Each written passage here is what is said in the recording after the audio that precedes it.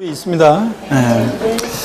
자, 79페이지 여러분 08번 테마 보겠습니다. 이어서 보시면 요약집 79페이지 양도의 개념 및 유형이에요. 별표 3개 큼지막하게 하셨죠? 너무 조그맣게 별을 하시고 그러지 말고 좀 크게 하세요. 여러분들 돈 드는 거 아닌데. 자, 여러분 봅니다. 양도소득세는 양도에 부과하는 세금이잖아요. 그러니까 양도가 뭐냐 아셔야 되는데, 먼저 박스안에 보시니까 양도소득세 양도는 뭐냐 그러면 한마디로 양도세 양도가 뭐냐고 누가 물어보시면 뭐라고 대답하신다? 사실상 유상 이전이라는 거예요. 그래서 사실상 이전만 하면 돼요. 동그라미 1번 등기 등록과 관계없이 실질적으로 이전, 사실상 이전만 하면 양도로 봅니다. 그래서 민법 등 관계법령 규정에 따른 등기를 이행한 경우에 한해서 양도한 것으로 본다. 그럼 X입니다. 등기와 무관하게 사실상 이전만 하면 양도로 보고요. 또 사실상 이전해야지 형식적으로만 이전하는 형식적 이전은 양도가 아닌데, 그 대표적인 예를 제가 항상 뭘 들어드렸어요? 양도담보요. 자, 이따가 또 설명하겠지만 양도담보 목적으로 저는 양도에 당하지 않습니다. 그래서 채무자가 여전히 사용 수익하고요, 변직에 대해서 돈을 못 갚으면 이거 네 마음대로 알아서 해, 이런 거라고 그랬잖아요. 그래서 옛날 재봉틀 판례로 제가 설명했다고 그랬잖아요. 공부했다고 그랬죠. 그래서 어떤 어머니가 재봉틀을 굴려서 한 집안에 가게를 꾸려나가고 있는데 돈이 필요하다. 그래가지고 재봉틀 담보로 채권자로부터 돈을 빌리면서 이 어머니가 여전히 재봉틀을 사용 수익해요. 자, 굴려서 자기가 수익이 발생하면 자기가 갖고, 근데 변직에 대해서 돈을 못 갚으면 이 재봉틀 네 마음대로 알아서 해, 초분권만 이전하잖아요. 그러니까 양도담보 목적으로 이전은 사실상 이전한 게 아니죠. 여전히 채무자가 사용 수익하니까. 그래서 결론만 일단 알아두고 이따가 또 설명 자세히 드립니다. 양도담보 목적으로 이전은 양도에 당하지 않는다. 그 다음에 무상이전, 작년 시험 지문에 나왔지만, 한 줄 나왔지만 무상이전은 양도에 당하지 않습니다. 항상 제가 양도세는 사실상 유상이전 반드시 대가를 받고 이전해야지 무상이전은 양도에 당하지 않는다고 그랬습니다. 상속이나 증여에는 해당될지언정 양도소득세, 양도에는 해당하지 않습니다. 그래서 무상이전, 양도 X, 상속이나 증여 O 이렇게 되어 있죠. 그 다음에 양도에 해당하는 경우와 해당하지 않는 경우가 이제 쭉 나오는데, 여러분들이 이해한 다음에 줄줄이 제목을 깨고 있다가 골라낼 수 있어야 한다고 그랬습니다. 양도세 양도에 해당하는 것은, 해당하지 않는 것은 이렇게 물어보죠. 양도에 해당하는 경우요. 먼저 매도요. 매매 중에서 이전하는 자 측면에서 봤을 때 매도요. 거래대금 받고 이전하니까 매도는 양도에 해당하는 대표적인 유형입니다. 그 다음에 교환도 금전 이해 재산권 서로 맞바꿀 때, 갑 소유의 A 건물, 을 소유의 B 토지 서로 맞바꾸면 자신 소유의 부동산을 이전하는데 상대방 부동산을 받고 내 거 이전하는 거죠. 그러니까 역시 사실상 유상이전이고, 거래 양당사 모두에게 양도소득세가 과세될 수 있다는 게 교환의 특징이고요.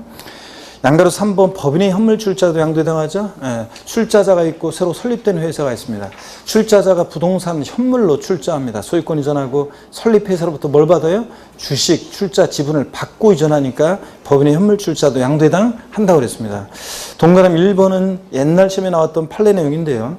갑은 토지를 출자하고 을은 자금을 출자해서 공동으로 부동산 사업을 시행하는 경우에 갑의 토지 출자도 양도에 해당합니다. 자, 법인의 꼭 현물 출자만 양도에 해당하는 게 아니라 조합의 현물 출자도 양도에 해당합니다.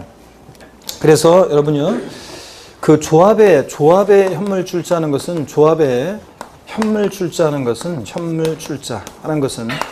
조합의 현물 출자는 자기 지분만큼에 대해서는, 자기 원래 지분만큼에 대해서는 이건 양도에 해당하지 않습니다. 자기 지분에 해당하는 것은. 근데 자기 지분을 초과한 부분에 대해서는, 이것은 양도에 해당하는 거고요. 그래서 조합의 현물 출자도 자기 지분만큼에 대해서는 양도에 해당하지 않지만 자기 지분을 초과한 부분에 대한 출자는 양도에 해당한다는 거예요. 이런 것도 여러분이 알아두시고요. 추가해서 좀 깊은 내용이지만, 자, 법인의 현물 출자 양도에 해당하고, 또 그 다음에 또 조합의 현물 출자도 자기 지분만큼은 양도에 해당하지 않지만 자기 지분 초과한 부분은 양도에 해당한다는 것도 여러분들이 적어서 알아놓으시고요. 거기다 적어서 알아놓으시고. 자, 뭐 이렇게 적는데 오래 걸려요. 조합의 현물 출자, 자기 지분 양도 X고 자기 지분을 초과한 부분은 양도에 해당한다, 이런 것들. 그 다음에 거기 동그라미 2번을 보니까 자기 회사의 현물 출자 양도에 해당하지 않는다고 그랬는데, 1인 회사예요. 1인 회사에서 자기 회사에 자기가 출자해요. 1인 회사에. 요 자기 회사라는 것은 오해 없으셔야 되는데 1인 회사를 말해요. 1인 회사. 자기 회사라는 것은 1인 회사를 말합니다. 1인 회사에 1인 회사의 경우인데 1인 회사의 경우에 있어서 자기가 1인 회사의 경우에 자기가 자기 회사에 출자하는 것은 이것은 대가한 게 없다고 봅니다. 그래서 양도에 당하지 않는다. 거기에 자기 회사라는 것은 1인 회사를 말한다는 거. 자, 가로해 놓고 거기 자기 회사에다가 아래에다가 자기 회사 아래에다가 가로해 놓고 1인 회사의 경우 이렇게 해 놓으시면 되겠습니다. 1인 회사의 경우 자기 회사에 현물 출자는 양도에 당하지 않는다. 그 다음에 양가로 4번을 봅니다. 여러분들 대물변제예요. 대물변제는 여러분 중요하다고 그랬습니다. 대물변제는 다시 한 번 더 요거 설명을 드립니다. 어떤 구조냐 그러면 자, 대물변제는 가름하여 변제하느냐 가름하여 변제하느냐 또 아니면 이게 가름하여 변제하느냐 반하여 변제하느냐 민법 배우는데 우린 가름하여 변제하는 거죠. 갑이라는 사람이 을한테 금전 2억 원을 대여했었는데 대여해줬는데 돈을 빌려줬죠. 대여금 채권에 대한 채권자고 을은 채무자입니다. 자, 그랬을 때 변제가 돼가지고 을이 돈을 갚아야 되는데 갚을 돈이 없습니다. 그랬을 때 2억 상당의 만약에 부동산이 있잖아요. 자, 그런 부동산이 있으면 변제 가름하여 소유권 이전합니다. 자, 그러면 변제 가름해서 소유권 이전한다. 그러면 이때 이 변제 가름하여 소유권 이전할 때 요때 요 이전은요. 자, 사실상 이전됐어요. 을이 대가를 받아야 양도에 당하는데 무슨 대가를 받느냐? 무슨 대가를 받습니까? 부동산을 변제 가름하여 소유권 이전함으로 2억 원 대여금 채무를 뭐하게 됐어요? 면하게 되잖아요. 2억 원 대여금 채무를 면한 대가를 받고 이전하니까 대물변제로서 양도에 해당한다고 그랬습니다. 자, 그래서 이런 똑같은 구조를 가진 것이 거기 정리가 되어 있습니다. 금전적 채무에 가름해서 대상 물건을 이전했다? 그럼 변제 가름해서 그럼 채무를 면한 대가를 받고 이전하니까 양도에 해당합니다. 그 다음에 동그라미 2번 이혼의 위자료 지급에 가름해서 대상 물건 이전해요. 그러면 이혼할 때 위자료를 줘야 되는데 어떤 여자가 헤어지면서 전 남편한테 부동산으로 위자료를 주면서 이거 먹고 떨어져 그러면서 위자료를 주면 자, 어떤 대가를 받습니까? 위자료 지급 채무를 면한 대가를 받고 이전하는 구조죠. 자, 그러니까 양도에 해당합니다. 그래서 항상 제가 얘기했어요. 이혼할 때는 양도소득세 대상 물건으로 위자료를 주면 안 된다. 위자료 주는 것만 해도 억울해 죽겠는데 세금까지 내야 되잖아요. 그죠? 근데 면할 수 있는 방법이 있다고 그랬죠? 단 제3분할 정권 행사로 인한 이전은 양도에 당하지 않고 정의에도 해당되지 않는다. 자, 부부가 혼인 후에 형성한 재산은 부부 공동 소유 재산이잖아요. 그런데 이혼하면서 제3분할 정권 행사에 원래 내 몫을 내가 찾아가는 거죠. 그러니까 양도에 당하지 않는다고 그랬습니다. 자, 그래서 실제적으로는 이혼의 위자료로 이것 먹고 떨어져 그렇게 준다 할지라도 취득 원인을 뭐로 해야 돼? 제3분할로 인한 이전으로 해야지만 세금을 안 낸다고 그랬습니다. 그 다음에 동그라미 3번 민법 750조 손해배상의 위자료 지급에 가름해서 대상 물건 이전하면 역시 위자료 지급 채무를 면한 대가를 받고 이전하니까 양도에 해당하고요. 조세 물납에 가름해서 대상 물건 이전했다. 조세 물납이요. 자, 재산세를 내야 되는데 자, 물납하죠. 부동산으로 지자체로 소유권 이전합니다. 부동산의 소유권을. 그러면 사실상 이전됐고 대가를 받아야 양도에 해당하는데 무슨 대가를 받느냐? 조세 채무를 물납함으로 조세 채무를 면하게 되죠. 조세 채무를 면한 대가를 받고 이전하니까 조세 물납도 역시 사실상 유상 이전으로서 양도에 해당합니다.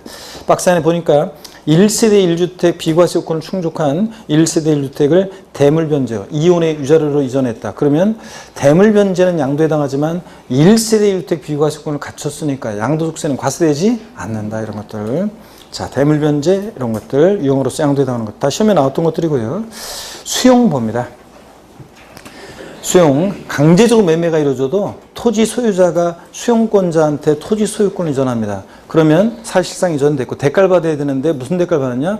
토지 소유권을 이전하고 수용권자로부터 토지 수용 보상금을 받잖아요. 토지 수용 보상금을 받고 이전하니까 수용도 강제적으로 매매가 이루어져도 양도에 해당한다고 그랬습니다. 그래가지고 어떤 예전에 제가 또 기본 강의할 때 어떤 키가 하여튼 1m 90 정도 되고 하여튼 등발이 하여튼 막 제 2배 되는 어떤 수강생이 있었다 그랬잖아요. 그러면서 와가지고 저한테 저한테 그냥 딱 오더니 저 좀 잠깐 보시죠. 그래가지고 제가 따라가 바깥에 나갔다가 그 수강생이 저한테 막 흥분해가지고 막 뭐라고 여러 얘기하는데 하여튼 그런 거라고 했잖아요. 충청북도 진천 어딘가 부모님한테 농지 증여받은 게 있었는데 거기에 도로 관함에서 보상금 받은 게 있었는데 이번에 세무서에서 뭐 세금 내라고 안내문이 왔다는 거예요. 그렇다고 이럴 수가 있는 겁니까 하면서 지들이 멋대로 내 땅에다가 길을 내더니 말이야 세금 내라고 하고 이럴 수 있냐고 막 흥분한 수강생 얘기 드렸잖아요.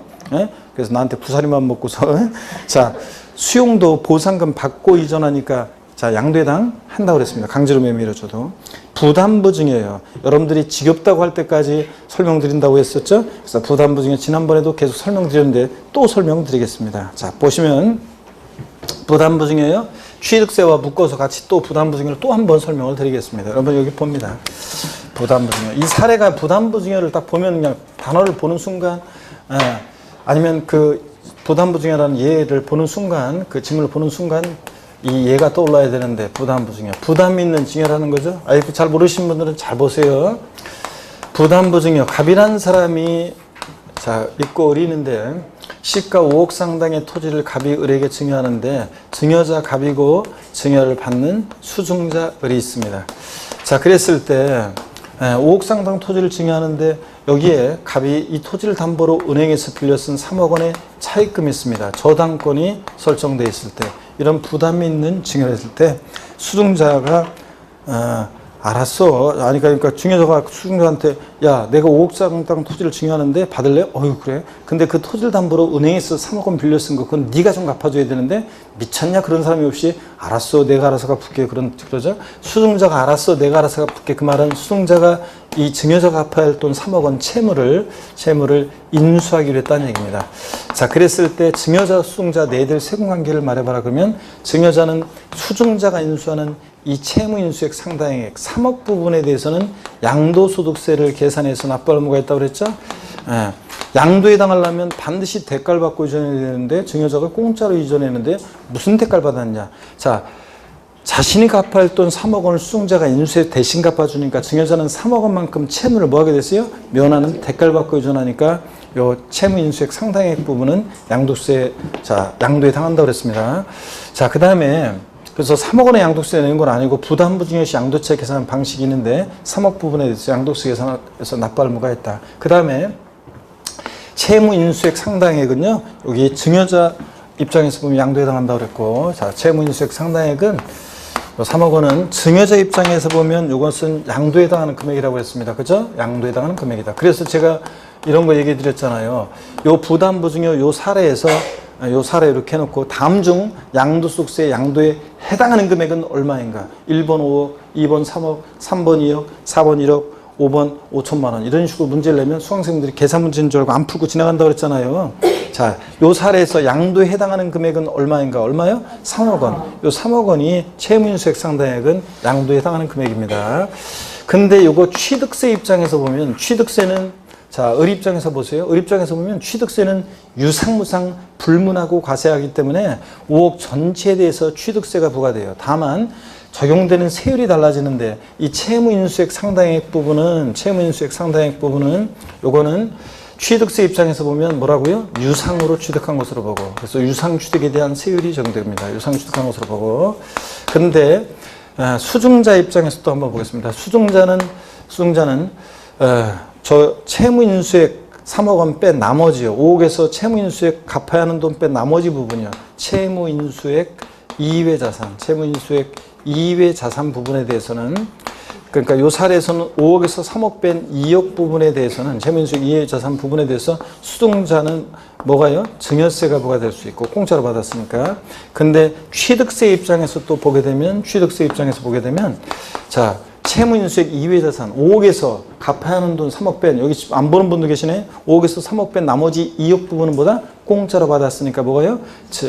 무상으로 증여받아서 무상으로 취득한 것으로 보고요. 그래서 이렇게 적용되는 세율이 다르다는 거 이 얘기였습니다. 근데 다만 요거는 배우자 직계존미소 간에 부담부증이 아닐 때 결론이고 만약에 부담부증의 경우 증여자와 수증자가 배우자 직계존미소가인데 이게 틀려진다고 그랬죠? 남편이 부인한테 부담부증했더니 알았어요 여보 3억 원 내가 알아서 갚을게. 결국 남편도 갖다 갚겠지. 아버지가 미성년자나 대학생인 자녀한테 부담부증하니까 어떤 수강생분이 또 물어봤다고 했잖아요. 합격생 한 명 중에 경찰 공무원이 한 명이 있는데, 직장 다니는데 나중에 정년 퇴임했을 때를 대비해서 이제 공부를 해서 이제 쉴 때 틈틈이 이제 공부해가지고 그래서 이제 합격한 사람이 있는데 합격하다 보니까 있죠. 주변에서 그 직원들 있잖아요. 뭐 많이 아는 줄 알고 다 물어보는 거예요. 부동산과 관련된 거 있으면 저기한테 다 물어본대요. 뭐 집 사고 팔고 그럴 때 이런 걸 사야 돼 말아야 돼 막 물어보고 막 중개 수수료부터 시작해가지고 세금 관련한 것도 막 물어본대요. 그런데 참 여러분이 알지만 합격했다고 그게 시험용 공부했다고 그래서 다 아는 게 아니잖아요. 그래가지고 저 중개 관련한 거 또 실무적인 거 디테일한 거 물어보면 또 우리 이제 카페 운영자인데 이제 다른 사람들한테 물어봐가지고 실무하고 있는 사람들한테 물어봐가지고 알려주고 또 세금 관련한 거 있으면 또 나한테 또 전화해가지고 카톡 같은 거 보내가지고 또 전화해서 물어보고 그러는데 그래서 어떤 직원이 또 물어봤는데 고등학생인 자녀한테 부담보증하려고 하는데요. 이렇게 물어봤는데 고등학생인 자녀한테 자, 대출 끼고 이렇게 하면 뭐 세금 줄일 수 있다면서요. 이렇게 했다는데 부담보증을 하려고 한대요. 여러분, 고등학교 2학년인 애한테 이렇게 부담보증하면 얘가 알았어요, 아버지. 내가 틈틈이 공부하는 틈틈이 알바 뛰어가지고요. 2억은 갚을게요. 걔가 어떤 수로 갚아요, 이거를. 그러니까 당연히 미성년자나 대학생인 자녀나 군대가 있는 애들한테 부담보증하면 요거 수중자한테 채무가 인수되지 않은 것으로 추정합니다, 여러분들. 그죠, 여러분들? 그래서, 자, 배우자 직계존비속 간의 부담보증이면 얘기가 틀려진다고 그랬어요. 만약에 배우자 또는 직계존비속 간의 이런 부담보증을 한다. 배우자 직계존비속 간에. 배우자 직계존비속 간에. 자, 부담보증여를 하면 얘기가 틀려집니다. 어떻게 틀려지느냐. 이 채무인수액 상당액 있잖아요.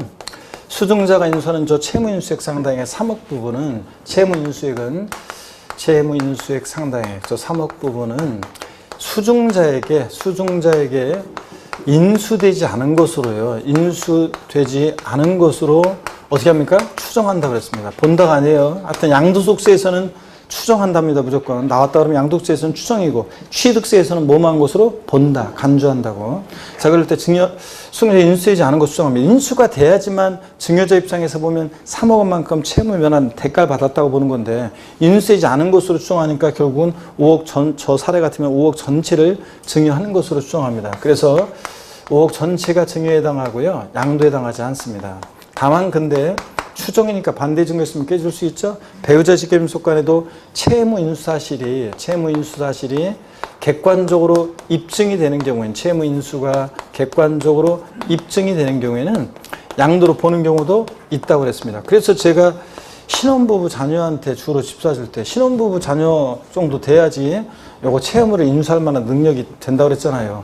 아유, 직장도 없는 녀석이 물론 이제 부모가 엄청 부자면 다르겠지만 직장도 없는 녀석이 결혼한다고 설치지는 않을 거 아니에요. 그러니까 적어도 신혼부부 자녀한테 저희 큰 누나가 조카애한테 집 사줄 때 그냥 집 사주면 뭐하니까 어디서 듣고 와가지고 대출 끼고 아니면 전세 끼고 집을 주면은 증여하면은 세금을 줄일 수 있다는데 맞냐? 그래가지고 저한테 찾아와서 물어봤다 그랬잖아요. 그래서 제가 그게 부담보증이다 그러면 설명을 했더니 무슨 말인지 못 알아듣지만 어떻든 간에 대출 끼고 전세 끼고 집을 사주면 세금을 절세할 수 있다. 그런 걸 안다고 그랬습니다. 그래서 단순히 5억짜리 예를 들어서 집을 사주는데 그냥 주는 것보다는 그래서 5억 전체에 대해서 증여세가 부과되는 것보다는 이렇게 대출 끼고 전세 끼고 채무가 인수사실이 국가나 금융기관 등으로부터 지자체 등으로부터 입증이 되는 이런 경우에 대출 끼고 전세 끼고 집을 사줬다. 그래서 이 부분은 양도소득세로 계산하고 나머지 부분은 증여세로 계산하면 단순 증여하는 것보다 세금을 절세할 수 있다고 그랬잖아요. 사람들이 좀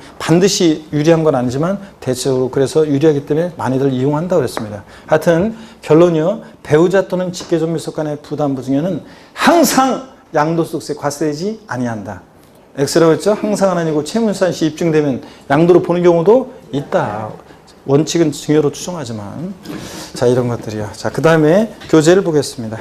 양가로 6번 부담보증여 약지법입니다. 수중자가 인수하는 채무액 상당에 저 사례에서 3억 원 부분은 증여자한테는 양도에 해당하고 그래서 누구한테 양도세가 부과돼요? 증여자한테. 자, 증여자한테 양도세가 부과됩니다. 수중자 아니고.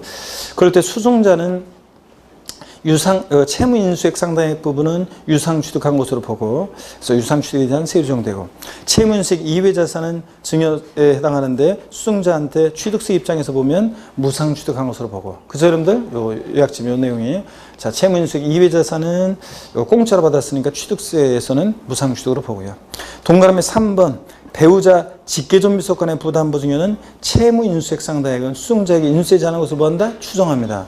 그래서 양도에 해당하지 않고 증여로 추정해서 증여세 부과한다. 다만 해당 채무를 인수한 사실이 객관적으로 입증될 때는 배우자 직계존비속 간의 부담보증여도 양도로 보는 경우도 있다. 이런 것들이요. 자, 그래서 정확히 여러분들이 부담보증여, 대물변제 이런 것들은 정확히 알고 계셔야 되고요. 자세하게. 나머지 것들은 이제 주로 제목만 쭉쭉 알아두시면 되지만 80페이지 넘어가시면 박스 안에 부담부 80페이지 보니까 부담보증여에 대한 양도가액과 취득가액 계산이 있죠. 이게 계산 문제로 딱 한 번 시험에 나온 적이 있어요. 그래서 나중에 여러분들이 이제 문제 풀이 때 볼 거고, 뭐 기출 특강 듣는 분들은 기출 특강 때 이것도 보게 되고요. 자, 그럴 때 어떻게 부담보증여 시 양도차익 계산하느냐? 양도가액은요, 양도 당시 재산가액 곱하기 증여 당시 재산가액분의 채무인수액을 곱해서 채무액을, 취득가액은 취득 당시 재산가액에다가 증여 당시 재산가액분의 채무인수액을 곱해서 이렇게 구한다고 그랬습니다. 그래서 이게 이제 시험 문제는 어떻게 나왔냐면, 시험 문제에서는 부담보증여 사례 문제에서 취득가액을 구하라고 나왔었어요. 제가 요 해 사실은 그 해에 부담보증여가 있잖아요. 계산 문제에 나오는 해에, 아니 진짜예요. 부담보증여 나오는 그 해에 제가 요 동네에서 다른 건 다 시험에 나왔는데 얘만 계산 문제로 나오기 딱 좋은데 얘 계산 문제 아직 안 나오고 있어서 이 계산 문제가 나올 가능성이 높다 그래가지고요. 제가 그 해에는요, 시험장 가기 전에 꼭 봐야 되는 거. 그래서 10월 달에 제가 시험장 가기 전에 꼭 보고 가야 되는 내용. 그래가지고 중요 이제 지문 하고 주문 한 몇십 개 하고 한 40개인가 하고, 그 다음에 이제 계산 문제 몇 개, 한 3개인가 제가 꼭 보고 가라고 이렇게 한 것 중에 하나였었어요. 그래서 부담보증여 잘 보고 가라. 그래서 했는데 고해 참 특이하게도 있잖아요. 고해 이 계산 문제가 나왔어요. 저는 양도가액도 구하고 취득가액도 구해서 양도차익 계산하는 계산 문제로 문제를 내는데, 근데 실전에 나왔던 것은 더 쉽게 취득가격, 부담보증여 사례 나오고 취득가격이 얼마냐 이렇게 물어봤어요. 자, 그럼 보세요. 자, 그 교재 나와 있으니까 그냥 설명만 듣습니다. 적을 필요는 없고. 우리가 부담보증여 시 양도차익 계산할 때 양도가액은 이번에 파는 양도 당시 재산가액, 양도 당시 재산가액에다가 증여받은 당시에 증여재산가액분의 채무인수액 이렇게 해서 곱해서 구해요. 자, 그런데 여기를 보세요, 여러분들. 부담보증여를 하면 있잖아요. 이 부담보증여를 하면 보세요. 양도 당시 재산가액이라는 것은, 자, 여기서 요 5억이요. 증여자 입장에서 보면 증여자한테 양도세가 부과되는 거니까 증여자 입장에서 보면 요 5억이 양도 당시 재산가액이고요. 수증자 입장에서 보면 요 5억이 증여받을 당시 재산가액이에요. 그래서 5억이에요. 그러니까 양도 당시 재산가액과 증여 당시 받은 증여재산가액은 같게 돼 있어요, 이게. 요거를 놓고 얘기하는 거예요, 요거를 놓고 증여자 입장에서 보면 양도 당시 재산가액이고 수증자 입장에서 보면 증여받은 당시 재산가액이에요. 그러니까 요거는 항상 같게 돼 있어요. 이게 같게 돼 있어요. 그러니까 양도가액은, 부담보증여 시 양도가액은 뭐가 되는 거냐면 이 채무인수액이 되는 거예요, 항상. 채무인수액이. 자, 그러면 채무인수액이고. 그 다음에 또 봅니다. 취득가액은 취득 당시 재산가액, 취득할 당시 재산가액 곱하기 증여받은 당시 재산가액분의 채무인수액이 되는 거예요. 채무인수액이. 그래가지고 이 사례에서, 문제에서 그 당시에 이 부담보증여 사례에서 그 당시 취득 당시 재산가액이 아마 그 실전 기출문제에서는 이게 8천만 원이었을 거예요. 8천만 원. 그리고 증여받은 당시 재산가액이 5억이었고 채무인수액이 1억이었어요. 채무액이 1억이었습니다. 그 사례 문제에서. 그러면 8천만 원의 5분의 1이니까 취득가액은 얼마가 돼요? 예? 예? 얼마가 됩니까? 8천만 원을, 예? 1,600만 원이잖아요, 여러분들. 자, 이런 거, 요건 뭐 계산기 안 뚫어드려도 대충. 그래서 이런 식으로 해서 1,600만 원 구하는 거, 요게 이제 정답이었어요. 그래서 취득가액이 얼마냐, 부담보증여 사례에서 취득가격이 얼마냐, 이렇게 물어봤어요. 그래서 저 같은 경우는 양도차익을 구해봐라 그러면 자, 이 사례에서 채무인수액은 1억이잖아요. 저 양도가액은 무조건 채무인수액이 된다고 그랬잖아요. 1억 원. 1억에서 이제 1600 빼가지고 얼마입니까? 8,400만 원이 양도차익 되겠죠? 취득가액 이렇게 구하는 거고요. 사례가 이런 식으로 나오는 겁니다. 그래서 계산 문제는 똑같이 안 나오겠지만 처음으로 우리 부담부 중에서 양도차익 계산하는 거 한번 봤는데 이런 거라는 거 한번 그 계산식을 의미를 이해하고 가시면 되겠습니다. 아시겠습니까, 여러분? 네, 이렇게 구합니다. 양가로 7번 공유물 분할을 봅니다. 지분의 변경 없는 고물의 단순 분할은 양도에 해당하지 않는다고 했습니다. 자기 지분 그대로 그냥 나눠갖는 거잖아요. 그러니까 자기 지분 그대로 그냥 나눠갖는 거니까 누가 대가 받고 주는 게 없으니까 양도에 해당하지 않습니다. 동그라미 2번 봅니다. 공동 소유 토지를 소유주별로 단순히 분할하거나 공유자 지분 변경 없이 2개 이상의 공유 토지로 분할했다가 그 공유 토지를 소유주별로 단순히 재분할해요. 지분의 변경이 있어요, 없어요? 없잖아요. 지난 시간에도 설명드렸던 건데, 자, 가불이 공유하고 있는 공유 토지인데, 공유 토지를 그럼 지분이 균등 표시 없으니까 균등합니다. 지분의 표시 없으면. 그런데 가불이 공유하고 있는 공유 토지를 2개 이상의 공유 토지로 분할했다가, 2개 이상의 공유 토지로 분할했다가, 소유자 지분 변경 없이 2개 이상의 공유 토지로 분할해. 그러면 A 토지도 가불이, B 토지도 가불이 공유하고 있습니다. 지분별로, 소유 지분별로 다시 재분할했습니다. 지분의 변동이 있어요, 없어요? 없으니까 양도에 해당하지 않습니다. 자, 누가 대가 받고 준 거 없잖아요. 그러니까 지분의 변경 없으니까 양도에 해당하지 않는다. 양도세는 반드시 대가를 받고 이전해야 되는데. 자, 그 다음에 계속 이어서 보시면요.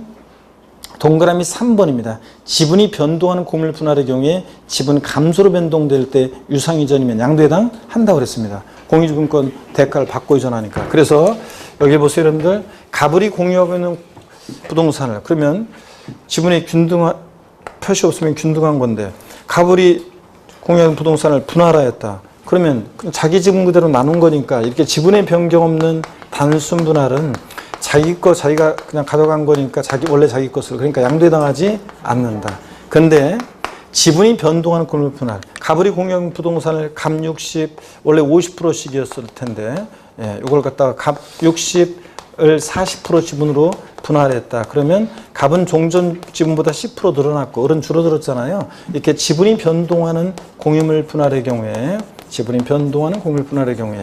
자, 지분 증가자 저 사례 같으면 갑은 10%만큼 늘어난 것만큼 뭐가 취득세가 부과될 수 있고 지분이 감소로 변동될 때 자, 만약에 을이 갑한테 야 친구야 네가 10% 더 가져 공짜로 무상으로 이전하면 받는 사람한테 증여세가 부과될 수 있겠고요.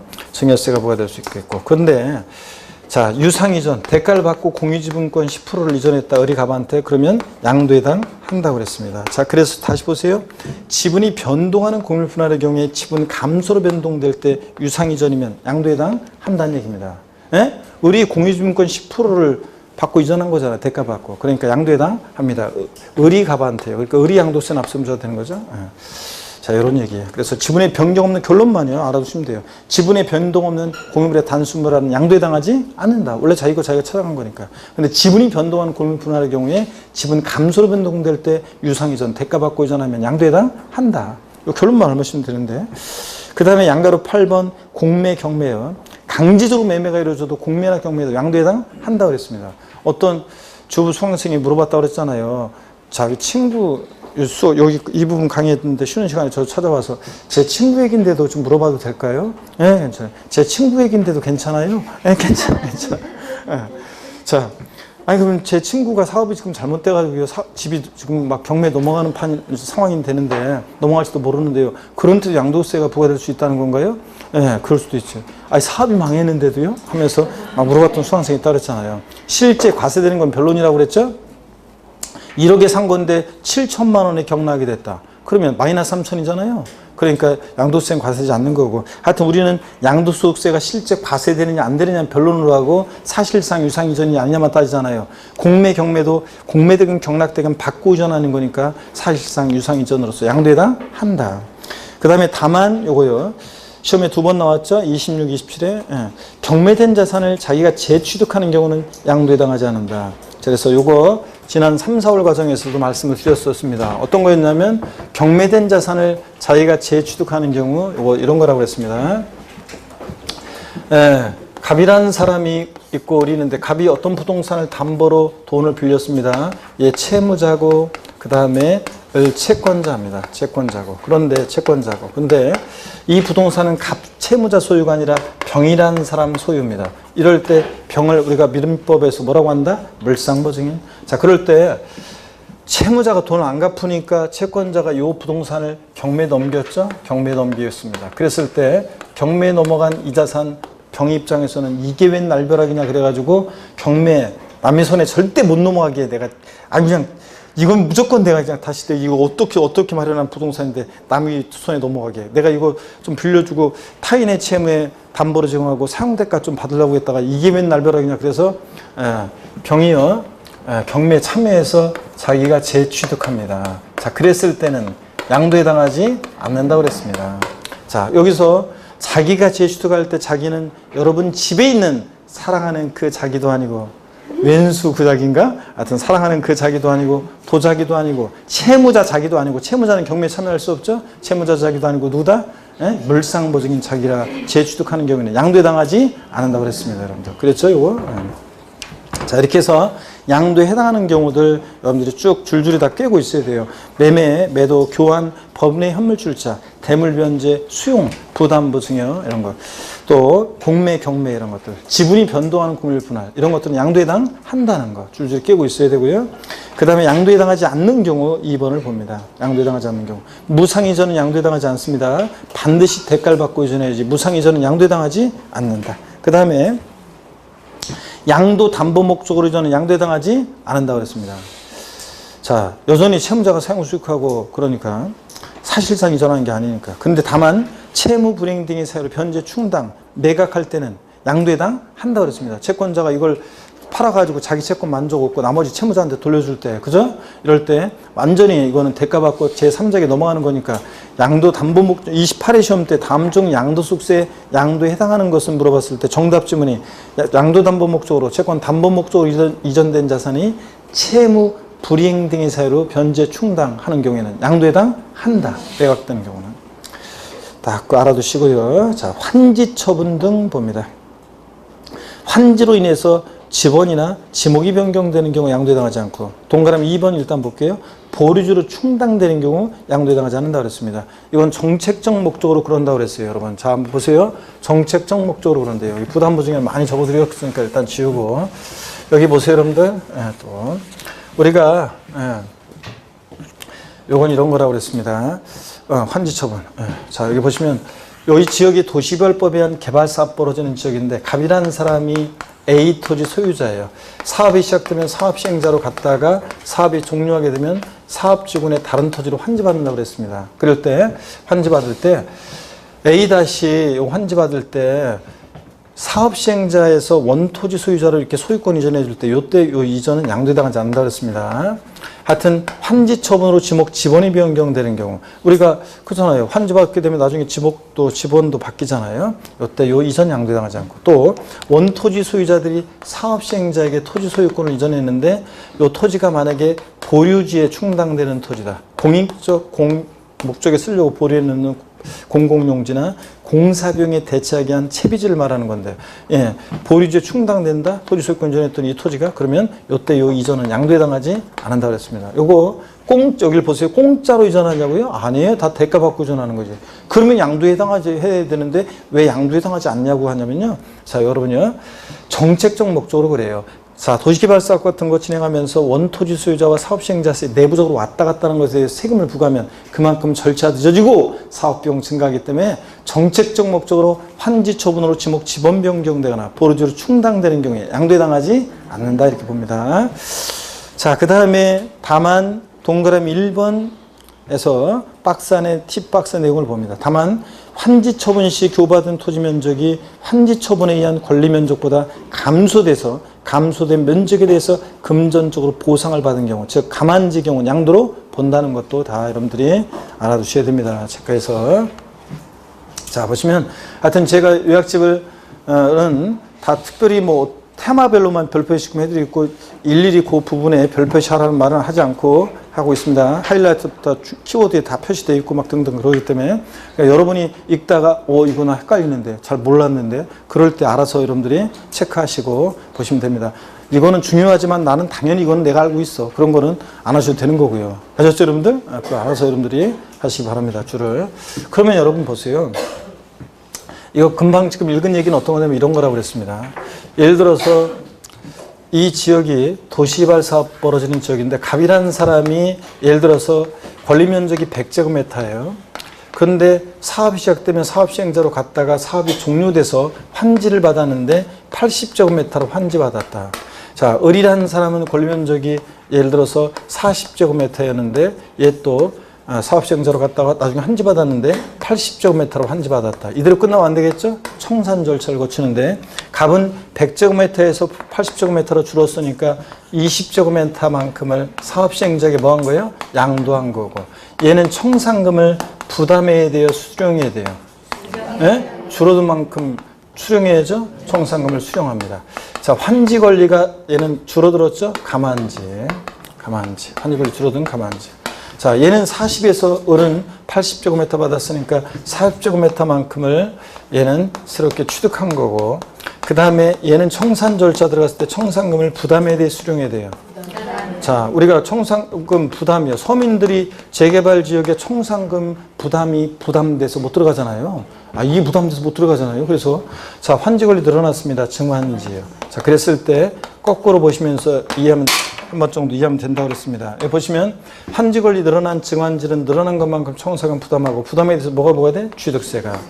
환지 권리 줄어든 가만지는 줄어든 것만큼 청산금 수령하고 수령에 대해서 뭐가 된다? 양도소득세가 부과됩니다, 여러분. 자, 요거. 그래서 줄어든 것만큼 청산금 부담하고 부담에 대해서는 수령하고 줄어든 것만큼 청산금 수령하고 수령에 대해서 뭐가 부과된다? 양도세. 줄어들었으니까 당연히 받아야 될 거 아니에요? 그럴 때 양도에 해당한다. 이런 것들. 됐습니다. 그 다음에 동그라미 2번 보류지로 충당되는 경우도 양도에 해당하지 않는데 정책 정목적으로 다만 환지받은 토지를 매각하거나 매입한 채비지를 매각할 때는 완전히 대가받고 넘어가는 거니까 양도에 해당합니다. 공사명의 충당하기 위해서 매각할 때는 대가받고. 동그라미 3번 지적 경계선 변경을 위한 토지 교환도 양도에 해당하지 않는다고 그랬습니다. 토지 경계를 변경하기 위해서 공간 정보의 구축 및 관리에 관한 법률에 따른 토지 분할 등 법령을 정하는 토지 교환의 경우로서 다음의 요건을 충족하는 경우. 그래서 기억번이요. 요건 알아두셔야죠. 공간 정보의 구축 및 관리하는 법률 및 그 밖의 법률에 따라 토지 이용상 불합리한 지상 경계를 합리적으로 시정하기 위한 토지 분할 등을 통한 토지 교환일 것 밑줄이었고, 그 다음에 니은번 기억에 따라 분할된 토지 전체 면적이 분할 전 전체 토지 면적이 몇 프로예요? 20%를 초과하지 아니할 것 이거예요. 자, 그래서 여러분요, 이거 있잖아요. 토지가 이렇게 있는데 토지 자, 경계가 이런 식으로 이렇게 이런 식으로 자, 되어 있습니다. 이쪽 토지 소유자는 갑이고 이쪽 토지 소유자는 을입니다. 토지 경계가 지금 삐뚤삐뚤하잖아요. 그러니까 이 토지 경계를 합리적으로 정하기로 합니다. 그랬을 때 이렇게 정하기로 했을 때 이쪽 토지 부분과 이쪽 토지 부분에 대해서 서로 갑과 을 토지 교환이 이루어질 때 이 교환은 양도에 해당하지 않습니다. 근데 다만 여기를 보세요. 색깔을 분할된 토지 전체 면적이 분할 전 전체 토지 면적이 몇 프로? 20%를 초과하면 안 된다. 그러면 악용의 소지가 있기 때문에 20%를 초과하면 그때는 양도로 봅니다. 자, 이렇게 알아두고요. 자, 그 다음에 요 동그라미 3번도 자세한 내용 요거 꼭 알아두셔야 됩니다. 시험 지문이 아직 안 나오고 나올 것 같은데 정이 안 나오고요. 이것도 잘 보셔야 됩니다. 81페이지 양가로 4번 소유권 환원, 양가로 5번 신탁, 이건 다 나왔던 것들인데 양가로 4번 봅니다. 동그라미 1번이요. 이건 뭐 여러 번 또 시험에 나왔어요.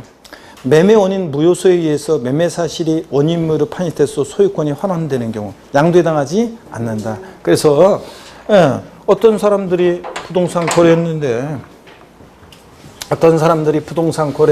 보세요. 어떤 사람들이 부동산을 거래했는데 자, 예를 들어서 갑과 을이 부동산 거래했는데 애초에 근데 무효 원인이 있었죠. 얘네들 사이에. 그래가지고 소유권이 을에서 갑으로 이렇게 소유권이 환원하는 경우에요. 소유권이 환원하는 이런 경우에. 이럴 때 을에서 갑으로 이렇게 소유권 환원할 때 이때 잘못 온 거 그냥 돌려주는 거예요. 대가 받고 이전하는 거예요? 아니잖아요. 그러니까 소유권 무효 판결로 인한 소유권 환원의 경우는 양도에 해당하지 않습니다. 양도소득세는 반드시 직접적인 대가를 받고 이전해야 돼요. 직접적인 대가 없이 이전하는 거니까 소유권 환원 양도에 해당하지 않습니다. 단 근데 적법하게 성립된 계약이 당사자 간의 합의에 된 경우는 이는 또 다른 양도에 해당한다. 지난 순환에도 우리 4월 달에 설명을 드렸었어요, 말에. 자, 보세요, 여러분들. 갑과 을이 어떤 부동산을 거래했어요. 근데 잔금도 치렀어요. 적법하게 성립한 계약. 잔금도 치렀고. 그래서 갑에서 을로의 요 이전은 양도에 해당합니다. 근데 갑이 시간 좀 지나서 헐레벌떡 뛰어오더니 을한테 야, 을 내가 있잖아, 너한테 판 집 있잖아. 그거 옛날에 우리 아버지가 오랫동안 살았던 집인데, 오랫동안 살았던 집인데, 이거 절로 한번 카메라 이거 벗어날래나? 저 앞에가 여기 이쪽 가운데 지붕력이 좀 떨어지신 분들 그 옆으로 이거 그러니까 저 카메라를 저기 ENG 카메라 이렇게 들고 다니는 카메라로 방송국처럼 이런 거로 해야 된다니까. 그 정도 했다가 이렇게. 그래야지 제가 이쪽으로도 갔다가 하고 이쪽 분단으로도 가서 앞에서 얼굴을 가까이 보면서 네? 자, 클로즈업 해가지고 바로 앞에서 강의도 하고 그래야 되는데, 그죠? 그래야지 카메라에 그 수강생분 얼굴하고 제 얼굴하고 마주보면서 강의하는 것도 나오고 이래야 되는데, 그러면 절대 졸질 못할 건데 수업 시간. 그죠, 여러분들? 다들 힘내시고.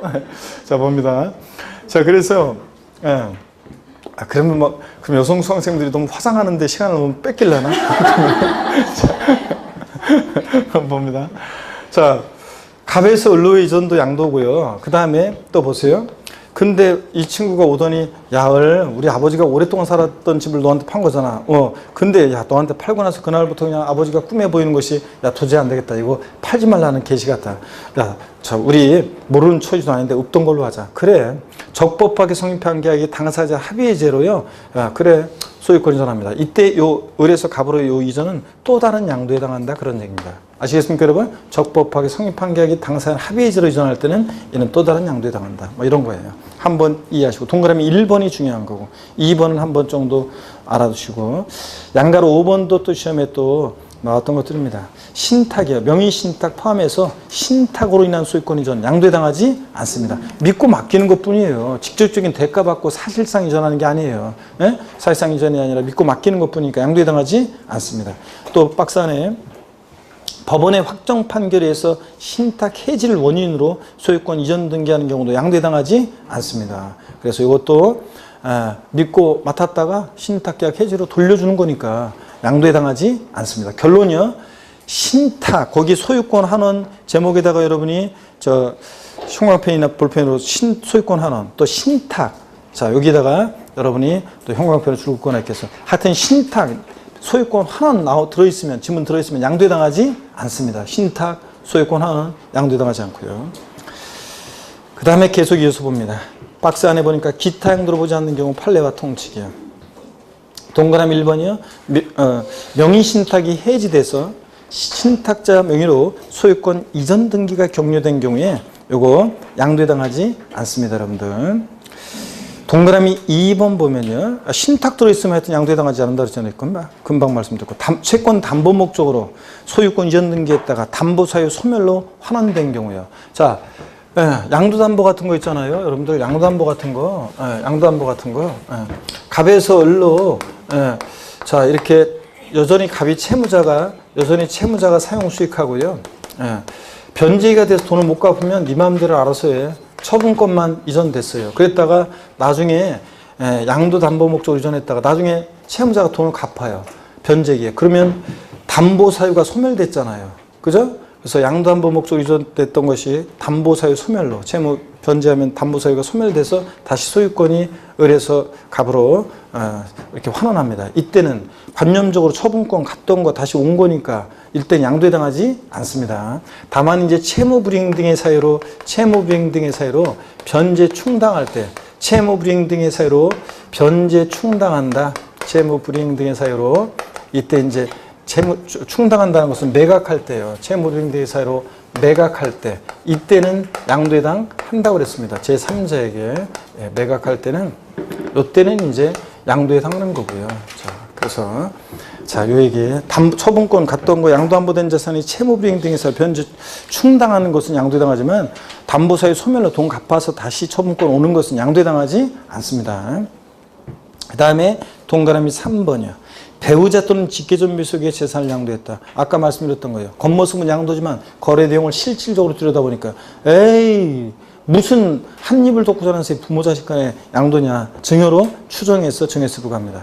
다만 대관계 있다는 것이 입증되는 경우 양도로 본다. 그 대관계 입증되는 경우라는 게 공매나 경매를 통해서 이전하거나 또 아니면 뭐 증권시장에서 유가증권시장에서 주식을 거래한다거나 등기등록을 위한 재산을 서로 교환한다거나 부부가 서로 부동산을 교환해요. 명의를. 그러면 공시가 되니까 다 드러나죠. 세금 다 내야 되니까 그때는 양도로 보는 거고요. 대관계 입증되면 양도로 봅니다. 그래서 배우자 또는 직계존밀속 간의 양도는 항상 양도소득세 과세되지 아니한다. X입니다. 이런 것들. 자, 그 다음에 09번 테마 양도 및 취득식 있잖아요. 이것은 독립한 문제로 또 작년에 나왔기 때문에 올해 또 독립한 문제가 나올 가능성은 낮아졌어요. 자, 그래서 이거는 그냥 09번 별표시 조그맣게 하나만 하고요. 보겠습니다. 나오면 뭐 종합 문제 속에서 지문안들 나오는 정도로. 독립한 문제로 나올 가능성 조그맣게 해도 돼. 조그맣게. 그렇다고 이게 너무 적잖아 그거는. 아 진짜. 그 거의 뭐 보이지도 않네. 아이고 좀 크게 해. 괜찮아. 아, 그렇다고 너무 막 이렇게 크게 하지 말라는 얘기지. 좀 이렇게. 자, 양도 및 취득식인데, 일단, 오늘요, 일단 잠깐 또 쉬었다가요, 또 설명을 드리겠습니다. 잠깐 쉬겠습니다, 여러분.